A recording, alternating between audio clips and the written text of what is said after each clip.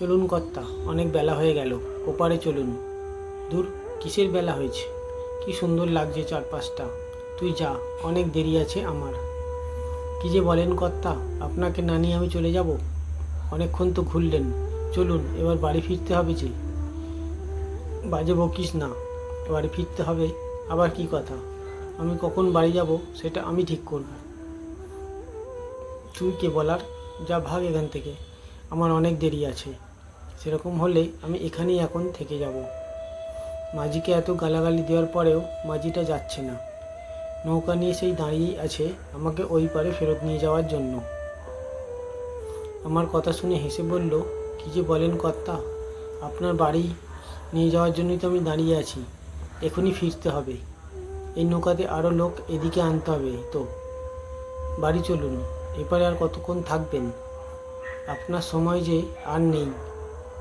এই কথা কানে না তুলে এগোতে গেলাম। হঠাৎ একটা পাথরের ধাক্কা খেয়ে হোঁচট খেয়ে পড়লাম জলে। ডুবেই যাচ্ছিলাম।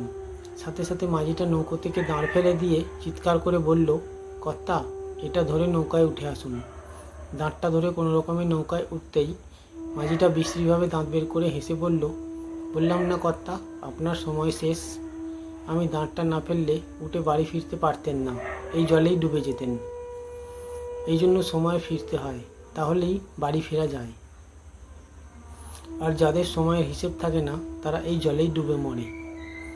আপনার এখন এতই শখ, ঠিক আছে, আর কিছুক্ষণ ঘুরে নিন। আমি বরং অন্য কাউকে বাড়ি পৌঁছে দিয়ে আসি। হঠাৎ সব ঝাপসা হয়ে ঘুমটা ভেঙে গেল। বুঝলাম স্বপ্ন দেখছিলাম।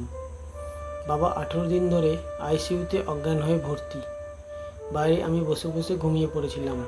হঠাৎ একজন নার্স বেরিয়ে এসে বললেন, আপনি কি 713 পেশেন্টের বাড়ির লোক?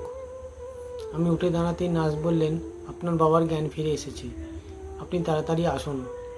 আমি দরজার ভিতরে ঢুকতে যেতেই অনেকের মুখে শুনতে পেলাম 712 পেশেন্টের নাম এক্ষুনি মারা গেছে। থমকে দাঁড়িয়ে পড়লাম।